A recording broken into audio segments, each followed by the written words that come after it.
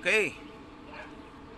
Purihin ang Diyos. Magandang umaga po sa lahat po ng mga naaabot ng aking live streaming.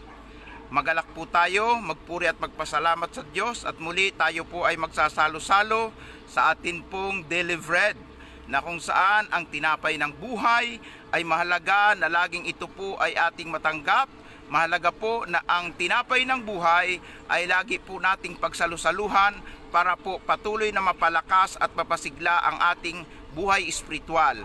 Pagpalain po tayo ng Diyos sa umagang ito na muli ay sasahimpapawid ang atin pong programa na naglalayon na ang bawat tao ay hatidan ng masustansyang pagkain, hindi sa material na pangangatawan, kung hindi sa ating espiritual na pangangatawan.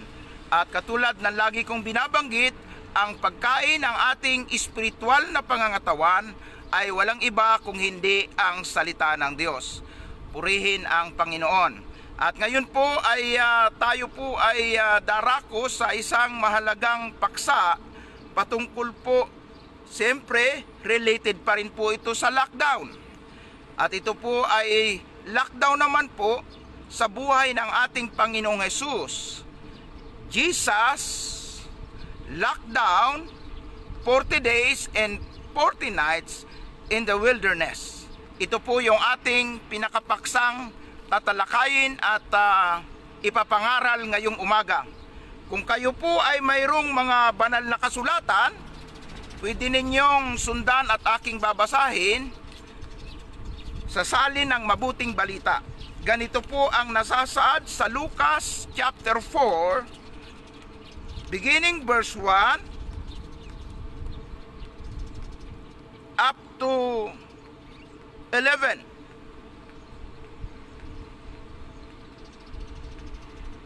Umalis si Jesus sa Jordan, puspos ng Espiritu Santo, dinala siya ng Espiritu doon sa ilang, at sa loob ng 40 araw ay tinukso ng diablo. Hindi siya kumain sa buong maghapon sa panahong iyon, kaya't gutom na gutom siya. Sinabi sa kanya ng diablo, kung ikaw ang anak ng Diyos, iutos mo na maging tinapay ang batong ito. Verse 4. Ngunit sinagot siya ni Jesus, nasusulat, hindi lamang sa tinapay nabubuhay ang tao. Dinala siya ng diablo sa isang napakataas na lugar, at sa isang saglit ay pinakita sa kanya ang lahat ng kaharian ng sanglibutan. Ibibigay ko sa iyo ang lahat ng kapangyarihan, kadakilaan, mga kahariang ito, wika ng diablo. Pinagkalob ito sa akin, may bibigay ko sa kanino mang ibigin ko. Verse 7. Kaya't kung ako'y sasambahin mo, magiging iyo ang lahat ng ito? Sumagot si Jesus, nasusulat, ang iyong Diyos at Panginoon ang sasambahin mo, at siya lamang ang iyong paglilingkuran. At siya ay dinala ng diablo sa taluktok ng templo, at sinabi sa kanya, kung ikaw ang anak ng Diyos, magpatihulog ka, sapagkat nasusulat, ipagbibili niya sa kanyang mga anghel na aalalayan ka. Verse 11. At aalalayan ka nila upang hindi ka matisod sa bato. Sinagot sila ni Jesus, nasusulat, huwag mong subukin ang Panginoon mong Diyos. Pinagpala po ang bahagi ng kasulatan. Dagdagan lang po natin ang volume. Okay? So, salamat po sa bahaging ito ng kasulatan na ating binasa, at minsan pa tayo po ay magkaisa at sama-sama po tayong manalangin. Mahal na Diyos, Ama naming makapangyarihan sa lahat, sa umaga pong ito, muli narito po kami para pagsalusaluhan ang iyong buhay at makapangyarihang salita na nagdudulot po ng kalakasan at kalusugan sa aming buhay espiritual. Pagpalain mo, aming Ama, ang lahat ng mga tagapakinig sa iba't ibang dako ng mundo, sa Amerika, sa Korea, Ganon din, Panginoon, ang nasa Singapore, nasa New Zealand, sa China, sa iba-iba pang mga lugar na nagbubukas ng kanilang mga Facebook at nakikisa sa live streaming na ito. I-bless po ninyo ang bawat isa, ang aking mga kababayang, mga Pilipino, mga taga Mindanao, mga taga dito sa Luzon, mga taga Bisaya, ano-ano mang church, denomination, organisasyon ang kanilang kinabibilangan. Dalangin ko, Panginoon, na pagpalain nyo kami at bigyan nyo kami ng bukas na puso at isipan sa pakikinig at pagtanggap ng salita mo. At dalangin ko, Panginoon, na buhat sa bahagi ng kasulatang binasa ng iyong lingkod, ibigay po ninyo ang makapangyarihang mensahe na patuloy na magdudulot sa amin ng kalakasan, katatagan sa aming buhay pananampalataya. Salamat po aming Diyos. Bendisyonan po ninyo kami at samahan sa amin pong pagsasalo-salo sa aming sa gagawin naming ito na pagtanggap ng iyong mga salita ng pagkain ng aming buhay espiritual. Salamat po sa pangalan po ni Jesus. Ito po ang aming dalangin. Amen. Amen. Purihin po ang Diyos at ako po ay nagagalak na ngayon po ay marami po ang naka-online. At salamat po na nandyan po Sister Shirley at nandyan po ang iba't ibang mga kapatiran natin sa iba't ibang dako, sa iba't ibang simbahan. So hindi ko man kayo isa-isa ang mabati, gayon pa man ako'y nagpapasalamat sapagkat kayo po ay nakaabang na sa ating daily bread. So ngayong umaga, ang paksang ating pag-uusapan ay patungkol nga po sa naranasang lockdown ng Panginoong Hesus, o ang ating Panginoong Hesus ay nag-lockdown mismo sa kanyang sarili ng 40 days and 40 nights doon sa wilderness. Bakit po kailangan gawin ng Panginoon ito? Di ba Diyos siya? Kahit hindi naman siya mag-pray and fasting, pwede naman siyang mag-ministry eh. Kahit hindi naman siya mag-lockdown ng 40 days, pwede naman sigurong 3 days lang eh. Pero bakit kailangan 40 days ang gawin ng ating Panginoon na pagla-lockdown at ito ay sa isang liblib at isang lugar na kung saan talagang napakahirap mabuhay o sumurvive ang tao. Pero mismong ang Panginoon ang nagsabi nung panahong siya ay nagugutom na dahil siya ay nag-aayuno, na sabi niya sa dyablo na tinukso siya na gawing tinapay yung bato. Ba, hindi lang sa tinapay nabubuhay ang tao kung hindi sa salita ng Diyos. Sapagkat alam naman natin ang katotohanan na ang tao talaga mahirap mabuhay. 40 days walang inom, walang kain. Aba, mahirap pong mangyari yon. Yung iba nga dyan, 1 week lang eh. Hindi na makatagal. 2 weeks. Yung 40 days more than 1 month. Pero alam mo ninyo, dahil ang Panginoon ay laging nakatune in sa ating Amang nasa langit at mayroon siyang gusto ding ipakita sa lahat ng mga tao na ang tao talaga, kung nakababad lang sa presensya ng Diyos, kahit hindi ka pala kumain, ikaw ay mabubuhay. So, bakit kailangan gawin nga ng Panginoon ang ganitong klase ng pag-aayuno o pagla-lockdown sa kanyang sarili? Ako po'y naniniwala na ito ay preparasyon niya para sa isang napakahalagang misyon. Misyon ng pagliligtas, misyon ng pagtubos, misyon ng pagpapalaya sa mga tao sa kapangyarihan at pagkabihag ng dyablo. So, alam mo ninyo, ang ministry po kasi ay hindi po karaka-raka na magiging matagumpay. Hindi po karaka-raka na ito po ay mai-establish, maitataguyod, lalo na po ang mga misyon na may kaugnayan sa pagliligtas. Kung wala pong gagawing sakripisyo tulad ng prayer and fasting, ako po'y naniniwala walang magiging successful na ministry. Naniwala po ako sa katotohanan, lahat ng ministry, lahat ng gawain, lahat ng misyon, basta't para sa Panginoon at may kaugnayan sa ikaliligtas ng tao, namumuhunan po talaga yan ng pananalangin at pag-aayuno. Bakit po? Mayroon pong dyablo na lagi pong gumagawa ng kaparaanan para ang misyon ng ikaliligtas, misyon ng pagliligtas, hadlangan. So kailangan natin ng power, kailangan natin ng wisdom, kailangan natin ng anointing mula sa Panginoon.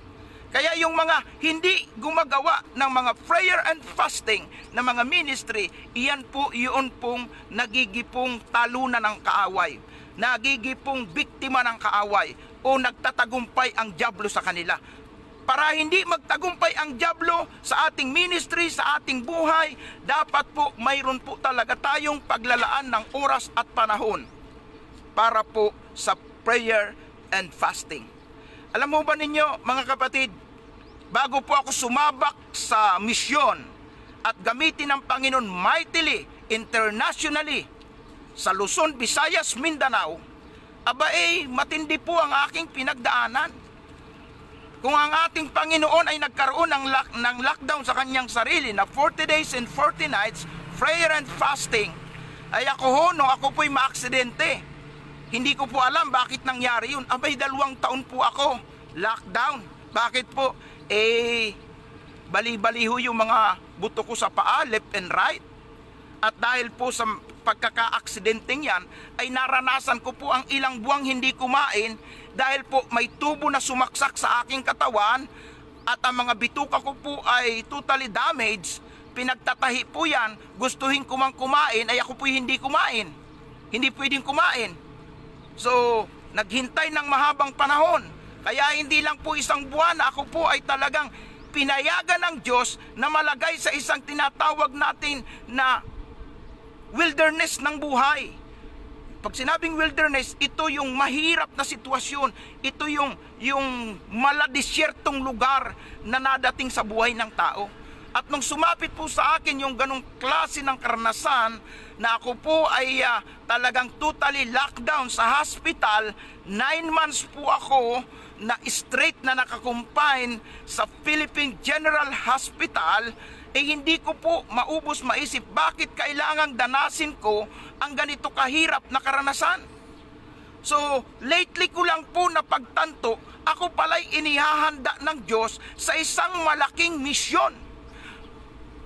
Ako pala'y may ministring gagampanan na extraordinary na ministry na kung saan ako'y gagamitin ng Panginoon mightily, hindi lamang sa iba-ibang denomination, hindi lang sa iba't ibang lugar ng Pilipinas, hindi lang sa iba't ibang mga church, hindi lang sa mga Muslim, hindi lang po sa mga lugar na mga tribo, kung hindi ako pala'y gagamitin sa television program, sa radio program, sa iba't ibang simbahan, at ako pala'y gagamitin hanggang sa iba't ibang bansa.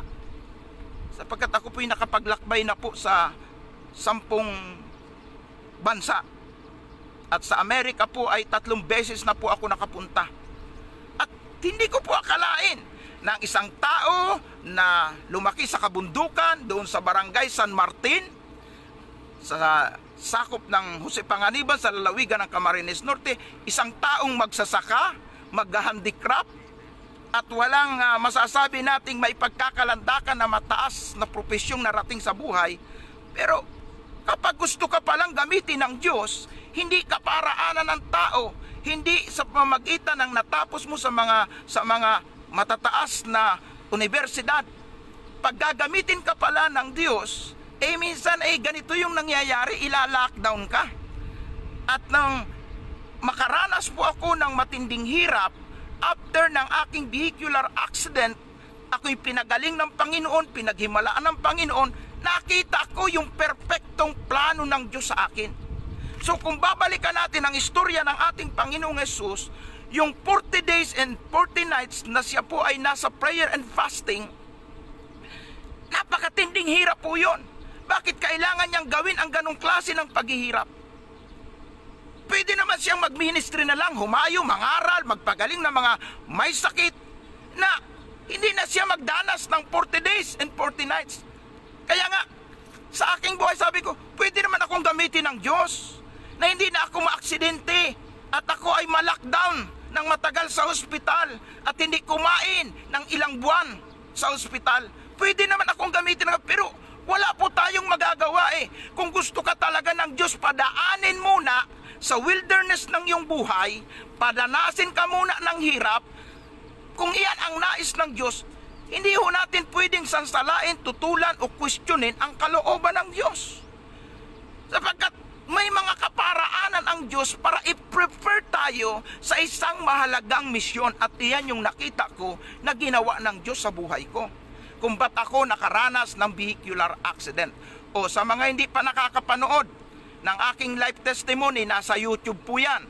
Buksan nyo lang po ang inyong mga internet, buksan nyo lang po, i-type nyo lang ang Rodrigo Bacos, ang Bacos ko po, B-A-C-O-S, dagdagan nyo, I Can Walk Again, mapapanood nyo po yung aking kwento, pinaikling kwento ng aking buhay nung ako'y makaranas ng vehicular accident. At talaga pong kahit sino ay ma-amaze. Paano ako nakasurvive? Paano ako nakaligtas? Pero ako'y naniwala na iyon ay ginawa ng Diyos para nga sa isang mahalagang misyon.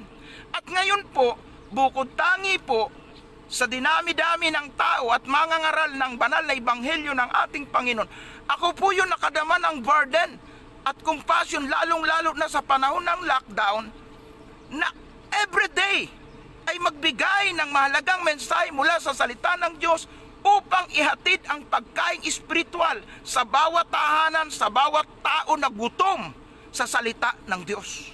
Kaya salamat na kayo ay nariyan at nakikisa sa aking live streaming na ito. Alam ko po na una sa lahat na nabibigyan ng kaluguran at kapurihan ay ang ating Panginoon. Alam mo ninyo, mayroon pong nagtanong sa akin, mayroon ka bang love gift na tinatanggap sa iyong ginagawa na pagla-live streaming tuwing umaga? Dahil, alam mo ninyo, sacrifice ho ito eh. Alas 3 po minsan ng madaling araw, alas 2 gising po ako. Nagmi-meditate na po ako ng word ni Lord na aking isi-share sa mga tao. So, kailangan ko rin pong manalangin at mag-focus sa mga paksa na gusto ihatid ng Panginoon, ipahatid ng Panginoon sa aking mga tagapakinig. So, hindi ho ito madali. Kasi po, karamihan ng mga tao, di ba pag alas 3 ng madaling araw, alas 4, alas 5, pinakamasarap na tulog yon. Pinakamasarap na tulog. Pero yung pinakamasarap na tulog na yon sa higaan, isinakrifice ko yon para po sa isang mahalagang gawain ng pagsasahim papawid. Excuse me. Pagsasahim papawid, pangangaral ng salita ng Diyos sa pamamagitan ng live streaming. So napakabuti po ng Panginoon na ine-extend niya po yung kalakasan ko at patuloy niya akong binibigyan ng wisdom, ng knowledge para po patuloy na mag-share sa mga tao ng mahalagang mensahe daily. Napakahirap pong gawin nun. Basta po ako'y nasa lugar na may signal at ako po ay loobin ng Diyos, laging malakas ang pangangatawan, gusto ko po ito po'y laging gawin. Bakit po? Ito po ay isang mahalagang mandato na sinabi ng Panginoon na ipangaral ang ebanghelyo na papanahon man o hindi. Kailangan ipangaral ang salita ng Diyos dahil sa huling panahon, isa sa pinakahuling mga palatandaan na pinahayag ng Panginoon sa kanyang salita, bago dumating ang kanyang muling pagbabalik, ipapangaral ang ebanghelyo sa lahat ng dako. Kaya po, salamat sa Facebook sapagkat gagampanan natin ang mandatong ito. Nasa Mateo 24:14 po yan. Ipapalaganap ang ebanghelyo. So, yung mga tao po na ang hirap abutin, ang hirap puntahan sa kanilang mga tahanan, pag sila ay mayroong cellphone, nagbuka sila ng Facebook, makikita po ninyo, ang dami po doon ng mga mangangaral na nagla-live streaming. Iyon ay kaparaanan ng Diyos para ipaabot ang banal na ebanghelyo. At maging ito pong daily bread na gusto kong laging gawin sa mga tao, way din ito ni Lord para makarinig ang tao ng kanyang salita. So sino ang gagawa nito? Hindi naman natin pwedeng asahan yung mga taong ansisipag matulog, mga taong ang paglilingkod ay nakatingin sa pera, na hindi sila mangangaral kung walang love gift. Abay, Hindi po pinag-uusapan dito kung ano ang gagawin sa iyo ng tao o pwedeng ipagkaloob sa iyo ng tao. Ito po ay ginagawa natin sa ating Panginoon at Diyos ang magbibigay ng gantimpala sa atin. Kasi ako po, pinaniwalaan ko na po yung katotohanan. Hindi ako empleyado ng gobyerno. Hindi ako empleyado ng mga pribadong kumpanya. Ako po ay empleyado ng kaharian ng Diyos. At ang employer ko po, si Lord. Si Lord po ang employer ko. Can you imagine? Mula nang ako po ay makarecover sa aksidenteng pinagdaanan ko, mga iniibig ko, mga tagapakinig, paano po ako sumurvive? Wala po akong business, wala po akong lupain na pinagkukunan ng resources ko. Pero paano po nangyari? Karamihan ng mga anak ko po nakatapos, 4 na yung professional na anak ko, nakapagtapos sila. Hindi dahil ako'y nag-networking, hindi dahil ako'y mayroong business, hindi dahil ako ay mayroong sweldong tinatanggap.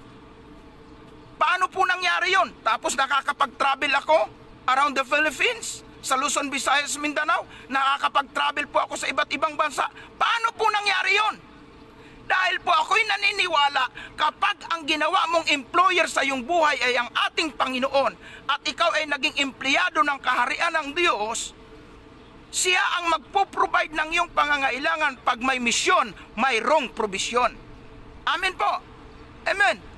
So, patuloy kong ginagampanan ito dahil kasama ito sa mandato ng Diyos sa akin na dapat kong gampanan after niya ako ay makarecover at pagalingin ako sa aksidenteng aking pinagdaanan.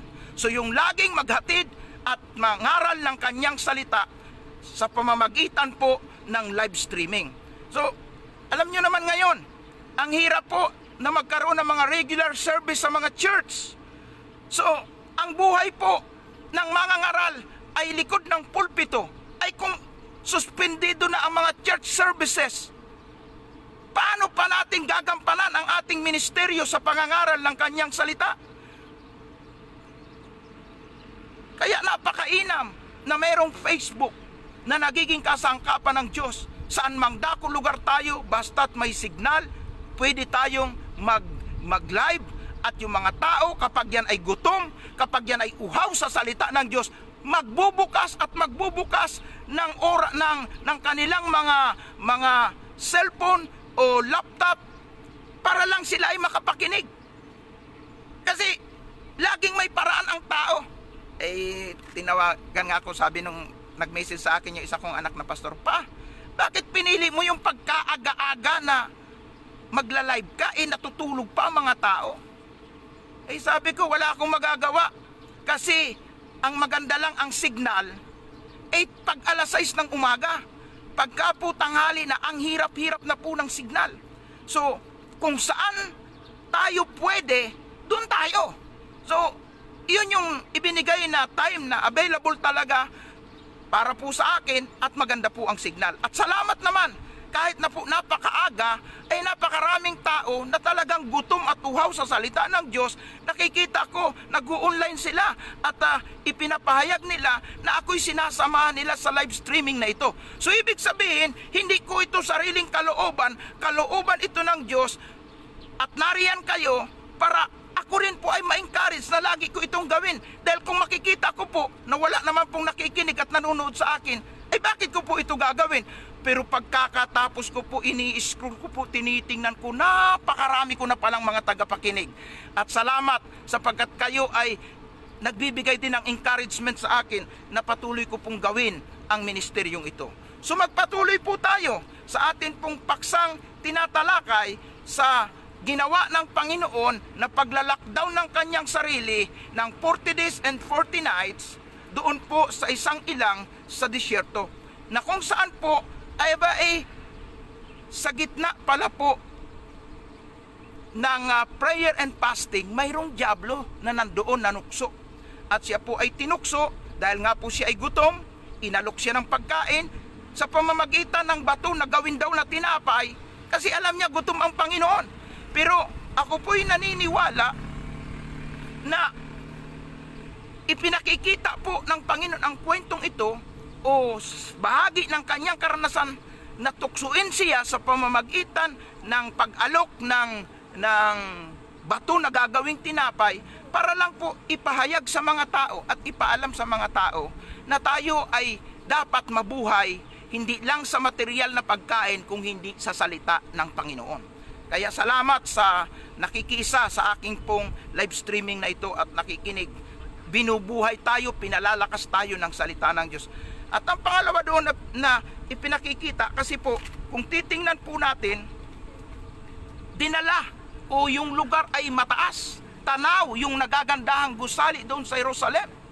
At si Satanas ay nangusap o nagsalita sa Panginoon. Kung nakikita mo ikay yung mga nagagandahang gusali na yan, yan ikay ipagkakalog ko sa iyo kung ikay magpapatira pa at sasambahin mo ako.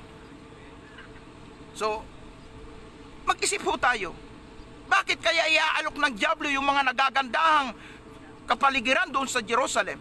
Yung mga nagagandahang gusali. Hindi naman sinabi na ay wag mong ialok sa akin yan, hindi naman iyo yan eh. Bakit kaya inaari ng dyablo na kanya yon? Sapagkat ang lahat ng karangyaan na pumupukaw at humihila sa kaisipan ng bawat tao para mapokus ang kanilang panahon at tensyon sa mga bagay ng mundong ito, iyan ay alok ng dyablo. Kaya pag ang tao po ay materialistic, hindi sila maglalaan ng oras sa salita ng Diyos. Pero kung naniniwala ka na higit na mahalaga ang makinig at mag-aral ng salita ng Diyos, maglalaan ka ng oras. So, makikita po natin na ang lahat pala ng karangyaan at nagagandahang mga bagay sa mundong ito, inaari ni Satanas na kanya. Kaya nga yung mga tao, makikita po ninyo, kapag ka po sila ay materialistic, napakahirap po nilang ilapit sa Panginoon. Bakit po? Under influence na po sila ng demons na laging ipinakikita po ng dyablo sa kanila ang mga bagay ng mundong ito at sinasarahan ang kanilang paningin espiritual para hindi nila makita ang mga bagay na makalangit na siyang higit na mahalaga.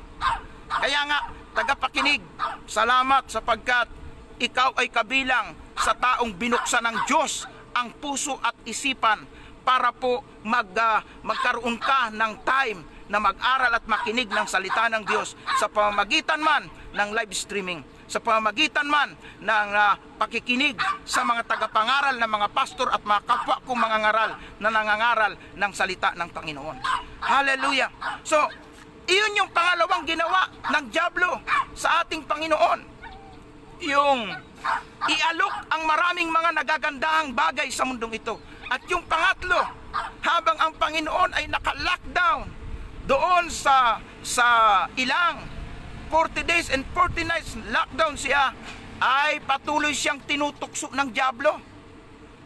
At ang kasunod po noon, ang sabi niya, dahil hindi na nadala si Lord, si Jesus doon sa sabing kanin, gawin mong tinapay ang batong ito para siya ay kumain, hindi siya nagtagumpay sa unang panunukso. Pangalawa, pag-alok ng mga nagagandahang bagay sa mundong ito doon sa Jerusalem, hindi rin siya nadala. Aba pangatlong udyok, gusto na siyang magpatiwakal, tumalon doon sa matarik na burol at ang sabi di ba aalalayan ka naman? So, tingnan po natin, yung pangatlong alok ni Satanas ay gusto patayin na ang Panginoon. Ganyan po ang dyablo Pag siya po nakasingit sa panunukso sa atin, gusto niya patayin tayo dahil ang misyon niya talaga pumunta rito para pumatay Pero dahil ang Panginoon ay nakakaalam ng tunay na pakay ni Satanas na gustong wasakin siya, sirain siya para hindi matupad ang kanyang misyon, hindi siya nagtagumpay. Hindi natangay ang Panginoon sa mga alok ni Satanas sa magandang posisyon na kung tatanggapin, kung kanyang nanasain yung mga bagay na magaganda. Sabi niya, ibibigay ko sa iyo yan, sambahin mo ako. Pero makikita po natin, hindi napatangay ang Panginoon. Bakit? Mas maganda naman yung inihanda at nandoon sa langit kaysa doon sa inaalok ng demonyo dito sa lupa. At minsan dapat po tayong mag-isip. Marami po sa atin lagi nakatingin sa mga bagay na material. hindi natin nakikita ang mga bagay na inihanda ng Panginoon sa kalangitan, ang mga bagay na espiritual. Kaya nga, mahal kong kapatid at tagapakinig, napakagandang pagbulay-bulayan ang mga bahagi ito ng kasulatan. So, ang Panginoon, doon sa wilderness, ay sinubok, tinesting. So, ano po ang ibig sabihin? Bakit po kailangan danasin ng Panginoon Hesus ang wilderness? Ibig sabihin, una, ipiniprepare niya ang kanyang sarili sa kanyang misyon. Pangalawa, na dapat nating makita dito, mga iniibig kong mga kapatid, na ang Panginoon ay nagtatagumpay sa lahat ng mga demonic attack, mga panunukso na ginagawa ng dyablo. So, ibig sabihin, ang pagla-lockdown na nag-prayer and fasting ay pagpapalakas ng ating buhay espiritual para hindi magtagumpay sa atin ang mga udyok at mga pandaraya ng dyablo. So, marami po yung mahina sa mga atake ng dyablo dahil wala po silang prayer and fasting. Kaya nga kung ikaw'y nangihina sa pananampalataya at nananaig ang katawang lupang ito, kailangan mo mag-prayer and fasting. So, iyon ay kaparaanan para mapalakas ang ating buhay espiritual at hindi magtagumpay sa atin ang dyablo. So, iyan ang maliwanag na makikita natin sa naranasan ng Panginoon na lockdown sa buhay niya bago niya gampanan ang misyon. Preparasyon, pagpapalakas sa kanyang sarili para po sa isang mahalagang misyon. At makikita po natin na ang dyablo ay hindi nagtagumpay. So sa mga taong mapanalanginin at sa mga tao na nagbababad sa prayer and fasting, naniniwala po ako, hindi magtatagumpay ang dyablo. Amen. Hindi magtatagumpay. Subukan po ninyo, pag kayo po hinang-hina sa pananampalataya, maglaan kayo ng oras na manalangin at mag-fasting at maniwala po kayo, palalakasin po kayo ng Panginoon. At kayo po ay poprotektahan ng Panginoon. So, iyon ang makikita natin bakit prayer and fasting ang Panginoon, nag-lockdown ng 40 days and 40 nights doon sa ilang para ihanda ang kanyang sarili, para mapalakas ang kanyang sarili laban sa mga udyok, sa mga tukso, sa mga pagsubok at mga gawa ng dyablo. So ganun din po tayo, ipinakikita lang ng Panginoong halimbawa ang kanyang sarili para tayo ay magtatagumpay sa lahat ng udyok ng dyablo. At pangatlong gusto kong makita dito, kailangan po ng bawat tao na ang salita ng Diyos ay lagi pong tinataglay niya, una sa kanya. Bakit po? Iyan ang panlaban natin sa mga atake ng dyablo. Tingnan po ninyo sa kwentong ito. Di ba? Salita ng Panginoon ang ginagamit niya, sabi ng dyablo, kainin yung tinapay, gawing tinapay yung bato para kumain ng Panginoon dahil siya ay nagugutom. Ano ang sabi ng Panginoon? Nasusulat, hindi lang sa tinapay. O di ba? Nasusulat. At ang pangalawa, kung ako'y sasambahin mo, ibibigay ko sa iyo lahat ang mga nagagandahan dyan sa nagagandahang gusali. O ano ang sinabi ng Panginoon? Nasusulat, Panginoong Diyos mo lang ang sasambahin mo. Kung ikaw magpapatihulog, aalalayan ka ng anghel, ano ang sabi ng Panginoon? Nasusulat, huwag mong tuksuin ang Panginoon mong Diyos. O, nangangahulugan na ang matibay na depensa ng tao para hindi magtagumpay ang dyablo sa buhay niya, nasusulat. Nasusulat. Eh ngayon, kung ikaw ay hindi babad sa salita ng Diyos, di ka nag-aaral ng Biblia, wala kang time na makinig sa pangangaral ng salita ng Diyos, ano ngayon ang pandepensa mo? Ano ngayon ang alam mo? Eh kung yung dyablo, alam ang nasusulat eh. Eh kung ikaw, wala kang alam sa nasusulat, paano ka didepensa sa atake ng dyablo? Kaya ipinakikita ding halimbawa ng Panginoon na napakahalaga na ang tao may alam sa kanyang mga salita sa kasulatan. Kasi ito po ay sandata natin para hindi magtagumpay ang dyablo sa kanyang panunukso sa buhay natin. Amen po. Amen. So magbabad po kayo sa salita ng Diyos. Kailangan po natin yan, pandepensa natin yan. Para kung paanong nagtagumpay ang Panginoon sa panunukso ng dyablo at magampanan ang kanyang mahalagang misyon, ay gayon din po tayo magtagumpay sa lahat ng mga demonic attack At kung anuman ang gawaing iniatang ng Diyos sa atin, tayo din po ay maging matagumpay. So, yan po yung pinakikita sa kwentong ito. At gusto ko pong bigyang diin, ano ba talaga yung misyon na pinaghandaan ng Panginoon? Na kailangan siyang mag-prayer and fasting, mag-lockdown ng 40 days and 40 nights. So makikita po natin yan pagdating po dito sa chapter 4 uli ng Lucas, verse 18. Ang sabi dito, sumasa akin ang Espiritu ng Panginoon sapagkat hinirang niya ako upang ipangaral sa mga dukha ang mabuting balita. Sinugo niya ako upang ipahayag sa mga bihag na sila'y lalaya at sa mga bulag na sila'y makakakita, upang bigyang kaluwagan ang mga sinisiil at ipahayag ang pagliligtas na gagawin ng Panginoon. So ito pala yung pinakamisyon ng Panginoon. Mangangaral siya ng mabuting balita ng kaligtasan at sa pamamagitan nito maranasan ng tao ano yung apat na binanggit dito. Una po, para yung mga tao na nasa pagkabihag magkaroon ng kalayaan. So pag ang misyon natin ay para sa kalayaan ng mga taong nasa pagkabihag ng dyablo, gusto nating makalagan sa tanikala ng kaaway ang mga tao na ginapos ni Satanas, kailangan pala mayroon tayong prayer and fasting. Si Jesus nga, Diyos na nag-prayer and fasting pa, nag-lockdown pa para sa prayer and fasting. Diyos na siya, ha? Ay gaano pa tayong mga tao? Paano tayo magiging epektibo na kalagan ang tao sa tanikala ng dyablo kung tayo mas mahina, mas malakas ang dyablo? So kailangan mas malakas tayo sa dyablo sapagkat nasusulat din yan na hindi natin pwedeng palayain ang taong nasa pagkabihag kung hindi natin gapusin yung mas malakas na may kontrol dito.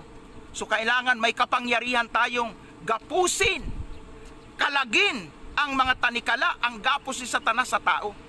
So kung hindi mo napaghandaan ito sa pamamagitan ng prayer and fasting, hindi mo ito magagawa sapagkat malakas at makapangyarihan ang puwersa ng kadiliman. Dapat mas malakas ka kaysa sa puwersa ng kadiliman. Ay paano mo palalakasin ang iyong buhay espiritual? Paano ka gaganap sa misyong ito na misyon na ginampanan ng ating Panginoon? Paano natin ito gagawin? Kailangan magkaroon tayo ng time na magbabad sa prayer and fasting. Kaya nga minsan, mga nababalitaan tayo na may mga demonic na mga demon possessed. Ay yung iba sugod ng sugod. Ay hindi po ganun. Tansyahin mo yung sarili mo. Kung alam mong mas mahina ka, ay mag-prayer and fasting ka muna. At pwede mo namang sabihin, paglalaanan ko ng oras yan, ipapanalangin ko muna at ipag-aayuno bago mo puntahan.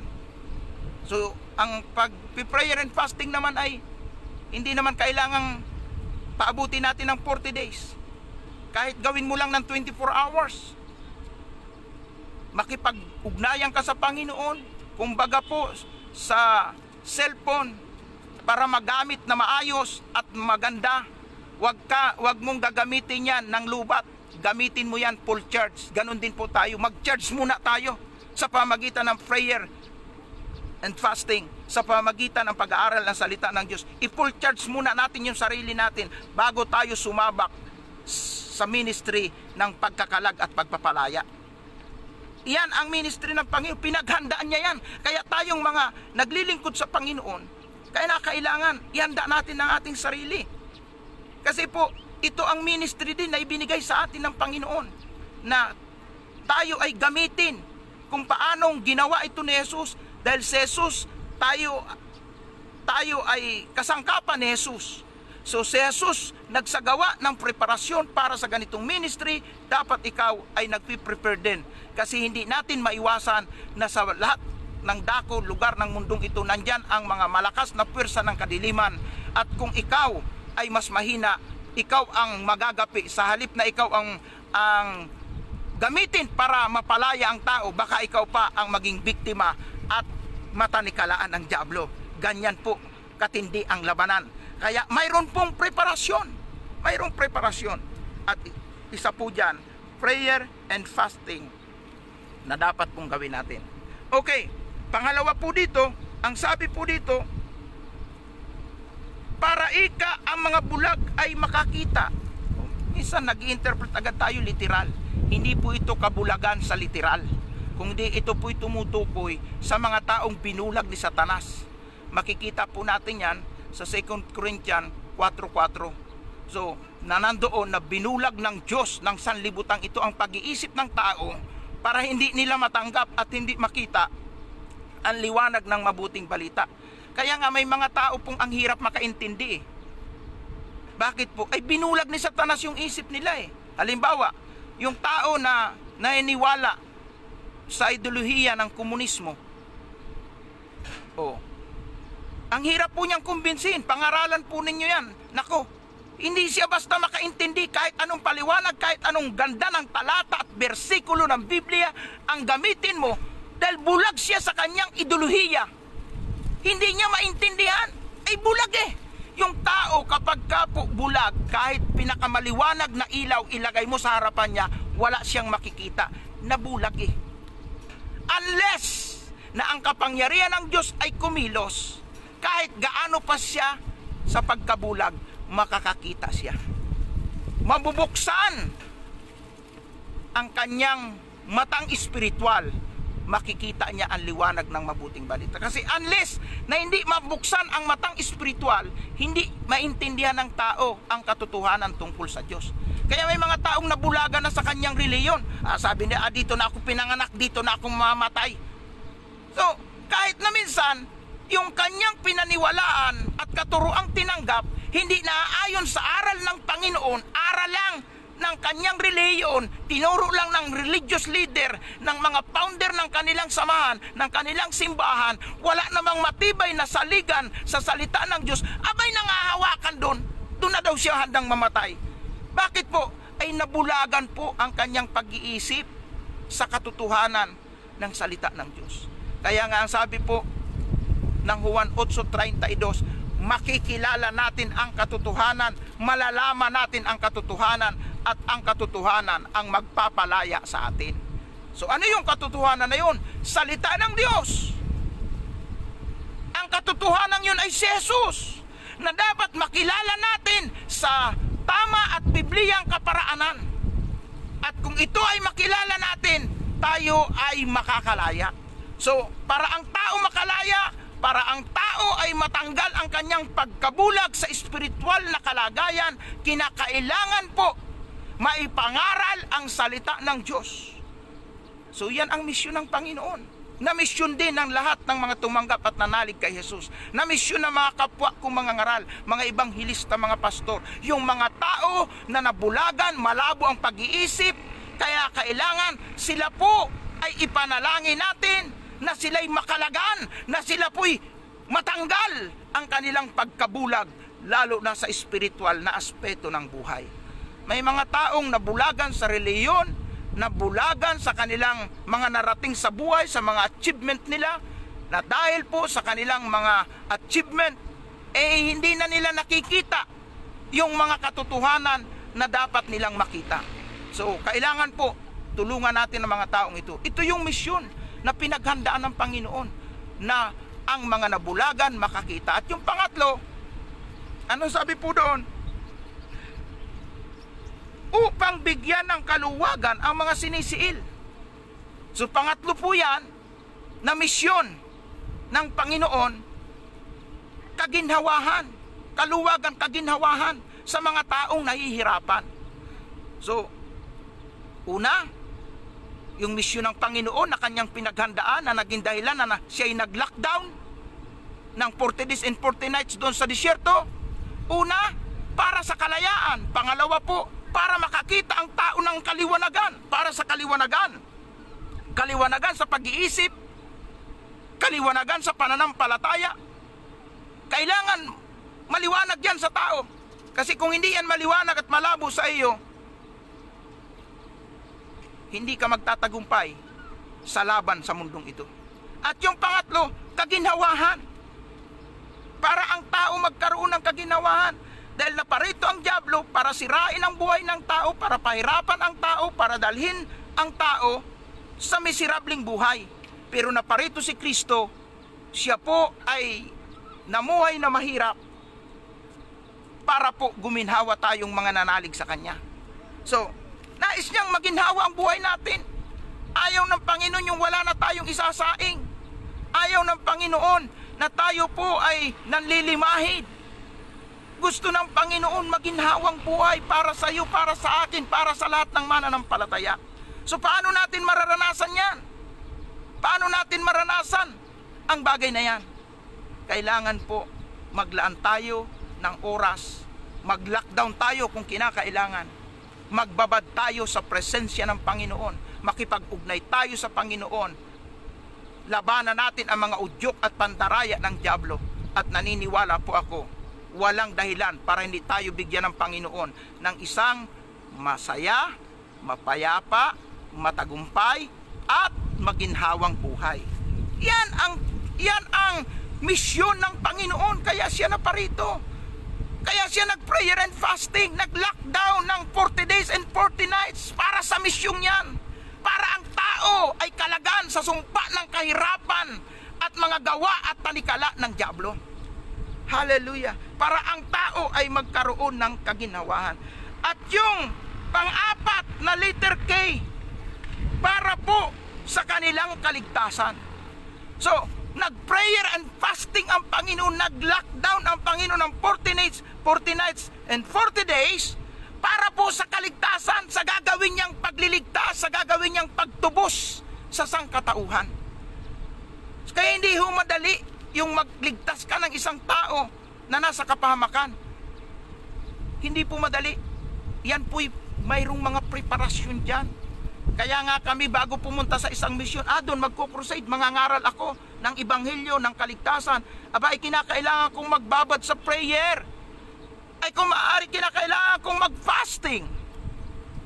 At bago po ako ginamit ng Diyos sa larangan ng pangangaral ng Kanyang salita, ay katulad ng binanggit ko sa inyo, ako po ay dumanas ng 2 taong lockdown sa buhay ko. Kasi 2 taon akong bedridden nung ako'y maaksidente. Can you imagine 2 taon? At 1 year recovery. Hindi ko nga alam bakit kailangan kong danasan yon o daanan yon. I-lockdown ako na hindi ako pwedeng makakilos, makapunta sa gusto kong lugar na puntahan. Eh bakit tinanggalan ng buto ang mga paa ko? Tadtad ako ng sugat, tadtad ako ng mga stainless. Bakit kailangan kong daanan ang ganong sitwasyon at masasabi kong iyon ay isang lugar ng disyerto sa buhay ko? Na pinaranas ako sa ganong kalagayan. Pag sinabi kasing disyerto, yun po'y mainit na lugar. Yun ay liblib na lugar. Na doon hindi ka pwedeng mabuhay kung walang himala ng Diyos, walang tubig, walang inumin, walang mapagkanlungan, walang pagkain. Disyerto yon. Ibig sabihin, gipit na sitwasyon, mahirap na sitwasyon ng buhay. Inilalagay tayo ng ganon. Kaya, sometimes, nagko-question tayo, bakit ba ganito kahirap ang aking pinagdadaanan? Baka pinatatawid ka sa disyerto. Baka pinaglalakdown ka muna ng Panginoon. Kasi gusto kang ihanda ng Panginoon sa isang mahalagang misyon. So karamihan po ng mga effective na ginagamit sa ministry, yan po ay pinaglalakdown ng Panginoon. Kaya kung sa buhay mo may mga masasalimuot na nangyayari, wala ka ibang dapat gawin, ipagkatiwala mo sa Panginoon. Alam niya ang purpose niya, bakit ka pinadadaan dyan. So ako nung una hindi ko naintindihan, pero bandang huli naintindihan ko bakit ako dumaan sa isang miserabling katayuan sa buhay. Bakit kinakailangan ma-lockdown ako ng 2 years sa hospital? Bakit kinakailangan ako po ay dumating doon sa puntong walang-wala? Kasi po gusto ng Panginoon makita ko, hindi lang sa pagkain o material na bagay nabubuhay ang tao, na ako'y pwede ring mabuhay sa pamamagitan ng mahimalang gawa ng Diyos. Up to now, ako po'y nabubuhay sa mahimalang gawa ng Diyos. At ako'y lumalakad sa pamamagitan po ng pananampalataya sa Diyos. Ako po'y talagang living by faith. Wala pong simbahan, walang organisasyon na nagsabi po sa akin o mga pribadong kumpanya o mga pribadong sektor na, o sige, mangaral ka na, magmission ka na, ikutin mo ang Luzon, Visayas, Mindanao, magminister ka sa mga Muslim, magminister ka sa mga tribo, magminister ka sa iba-ibang bansa. Bibigyan kita ng suporta. Mayroon kang monthly na 20,000, 15,000. Wala pong nangako sa akin yan. Wala. Pero isang bagay ang alam ko. Ang Diyos ay nagbigay sa akin ng mahalagang misyon na humayo at ipatutuo ko ang kanyang kabutihan, ang kanyang himala, ang kanyang ginawa na extraordinary miracle sa buhay ko. Kailangan i-share ko yan sa mga tao. At kailangan ipangaral ko ang ebanghelyo na ang tanging layunin, abutin ang mga tao ng kanyang salita. Kaya po, wala pong nagsusweldo sa akin. Wala pong nagbibigay ng love gift sa akin para gampanan ko ang gawain ito. Ito po'y ginagawa ko sa harapan ng Panginoon at nakikita ng Panginoon ang laman ng puso ko na ako'y may mabuting hangarin na ang mga tao ay hatdan ng pagkaing espiritual sa pamamagitan ng pangangaral, sa pamamagitan ng pananalangin. Kaya mga iniibig kong mga kapatid, nagagalak ako na ako'y inyong sinamahan sa akin pong live streaming. Nagagalak po ako na kayo ay nariyan at nakikiisa po sa aking mabuting adhikahin para po sa pagganap ng ministeryo ng ating Panginoon. Kaibigan, kapatid kong minamahal, so ako po ay pansamantalang magtatapos ngayon at muli bukas po ng umaga, samahan niyo po uli ako at ito pong live streaming natin. Kung kayo po ay napagpala, pwede po ninyo itong i-share sa mga group chat ninyo, i-share nyo sa inyong mga kaibigan para sila man ay makatanggap ng buhay at makapangyarihang salita ng Diyos na siyang pagkain natin sa ating espiritual na pamumuhay. Salamat po at ngayon ay nais ko pong manalangin. Ano po ang inyong prayer request? So pwede po ninyong sabihin yan sa maikling sandali, sa ilang segundo, sabihin nyo ang inyong panalangin at tayo po'y magkaisa na mag-pray. Hallelujah. Glorify your holy name, O Lord. We thank you, Jesus.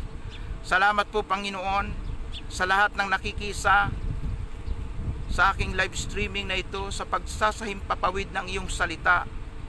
Dalangin ko, Panginoon, ang mga kahilingan ng aking mga tagapakinig. Ito man ay para sa kanilang mga sakit, karamdaman. Umaasa ako, Panginoon, ikaw ay Diyos ng himala na maghihimala sa kanila.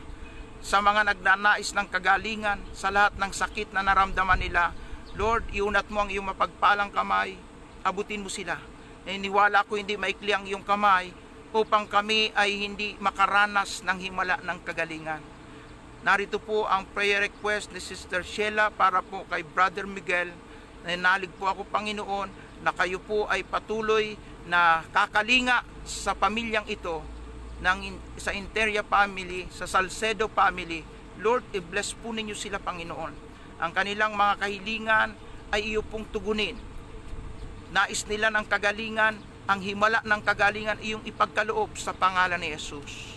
At idinadalangin ko rin po ang mga prayer requests para po sa kanilang mga pang-araw-araw na pangangailangan.